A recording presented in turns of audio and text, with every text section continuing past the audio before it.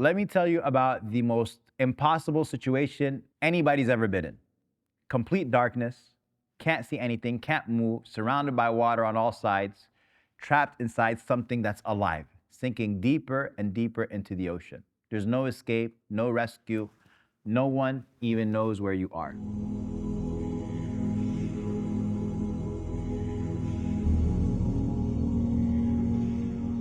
The belly of the whale. That was Yunus alayhi salam. And it's the story of the most miraculous rescue in our history. It's the most dark, hopeless situation imaginable. And then he made a dua, 3 simple phrases, and Allah subhanahu wa ta'ala saved him from distress. Rasulullah sallallahu alayhi wa sallam, he said, no Muslim supplicates with it for anything ever, except that Allah subhanahu wa ta'ala responds to him. Not sometimes, always. So we have to break down what's called the dua of distress, what it means, why it works, and how these 3 phrases contain the most powerful remedy for any hardship you'll ever face. So what's the backstory? Yunus was sent to the people of Nineveh, a massive city on the eastern bank of the Tigris River.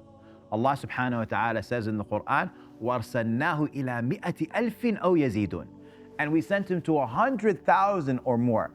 That's how huge this city was. It's possible that that was the largest city on earth at the time. That's how big. It was over 100,000 people. He called them to Allah. They rejected him. For years he kept calling and they kept rejecting. Finally he got fed up.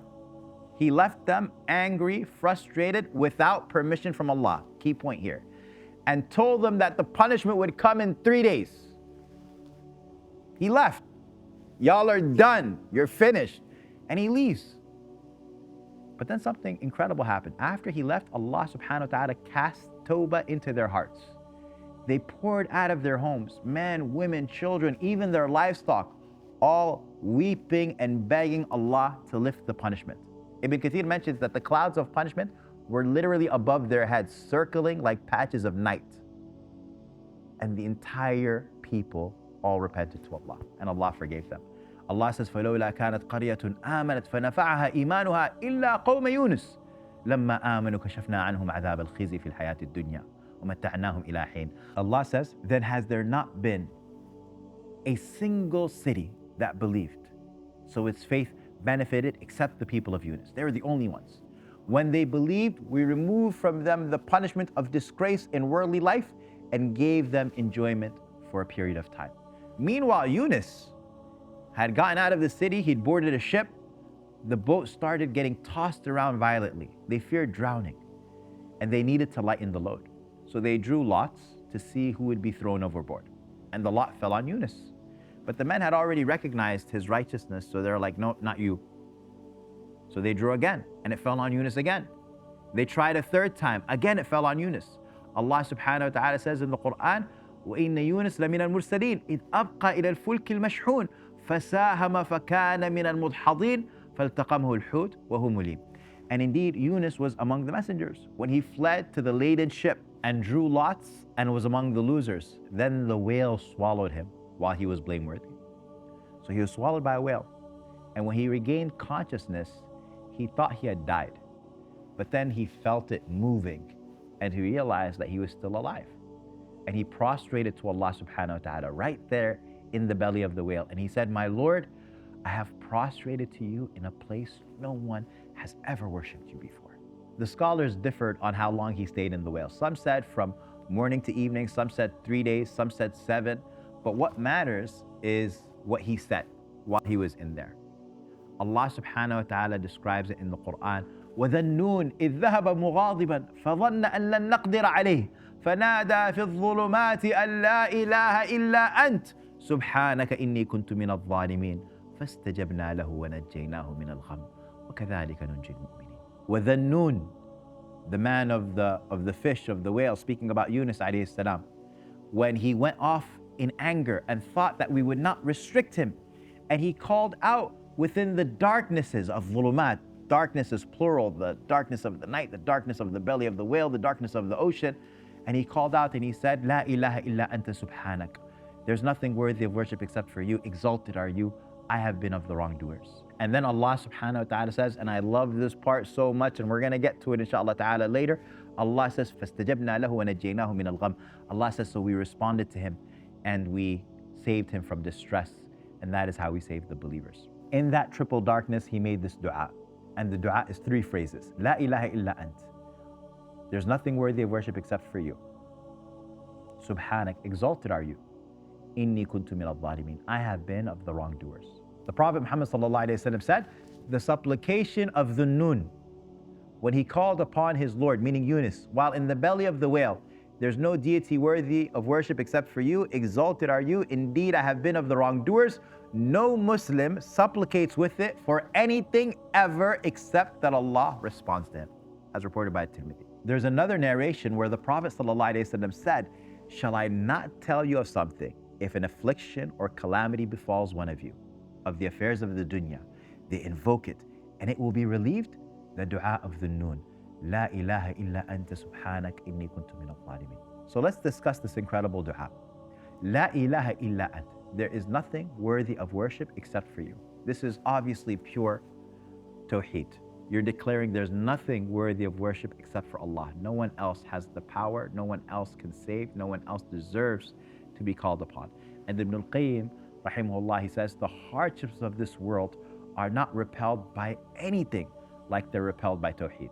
The supplication of distress is always with tawheed. Nothing casts you into greater distress like shirk, and nothing saves you from them except tawheed. So when you're in your darkest moment, when you feel trapped, hopeless, like there's no way out, you return to tawheed. You declare you alone, no one else, only you. And when you say La ilaha illa ant, you're not just declaring tawheed, you're also making dua. Because the one who declares Allah subhanahu wa ta'ala's oneness is in reality asking. He's seeking reward, recompense, relief. Worship is a form of asking. You're turning to Allah subhanahu wa ta'ala, and in that turning, you're requesting.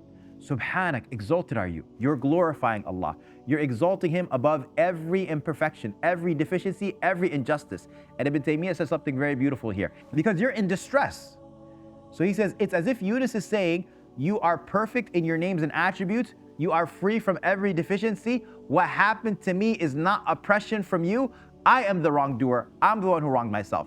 So you're declaring Allah subhanahu wa ta'ala free from imperfection, even free from the imperfection of injustice, even though you're going through a hard time. That's why you're making that dua in the first place. But as you're making this dua, you're saying, whatever happened to put me in this position, oh Allah, you are exalted for having done me wrong. In fact, you have done no wrong. It's because of my own shortcomings. Inni kuntu min al-zalimin. Indeed, I have been of the wrongdoers. You're confessing, you're admitting your fault. And Ibn Taymiyyah rahimahullah, he says, no servant has the right to absolve themselves from being a wrongdoer, especially in the station of intimate conversation with Allah subhanahu wa ta'ala. Even the Prophet Muhammad sallallahu alayhi wasallam, even Adam, they all acknowledge their shortcomings. So when you say, Inni kuntu min al-zalimin, when you say, I have been of the wrongdoers, you're not explicitly asking for forgiveness, but the asking is implied. You're describing your state. You're saying, I fell short, I was negligent, I made mistakes. And in that description, you're asking Allah to overlook it, to forgive it, to lift the distress. It's so subtle. It's so eloquent as a form of dua. And this, it includes tawheed. It includes exalting Allah subhanahu wa ta'ala from every imperfection. It includes servitude to Allah, acknowledging that you're His servant, you're in need, you're dependent on Him. And fourth, it includes confession, admitting your wrongdoing, your own shortcomings, your own faults. And when you combine these four, Ibn al-Qayyim says this is the most effective remedy for distress, for worry, for sorrow. This is the most direct means to Allah subhanahu wa ta'ala in fulfilling needs, because tawheed and exaltation affirm every perfection for Allah and negate every deficiency. And confessing your wrongdoing creates brokenness and humility and returning to Allah subhanahu wa ta'ala and acknowledging your servitude and your need for Him. That's why this dua works. And here's the promise. What is the promise? Allah subhanahu wa ta'ala saved Yunus. The whale threw him out onto the shore. Allah subhanahu wa ta'ala says, فَاسْتَجَبْنَا لَهُ وَنَجَّيْنَاهُ مِنَ الْغَمِّ. We saved Yunus. But then that last part, وَكَذَلِكَ نُنْجِي الْمُؤْمِنِينَ. Allah says, and that is how we save the believers.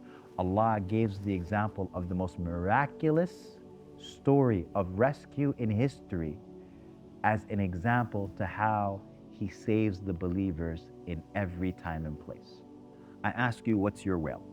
Yunus alayhi salam was swallowed by a physical whale, but we all have a whale that swallows us. It could be our fear, it could be our anxiety, it could be addiction, it could be negligence, it could be lust, it could be greed, it could be any one of these things. It could be ignorance. And Allah subhanahu wa ta'ala, He says that He saves the believers in every time and place.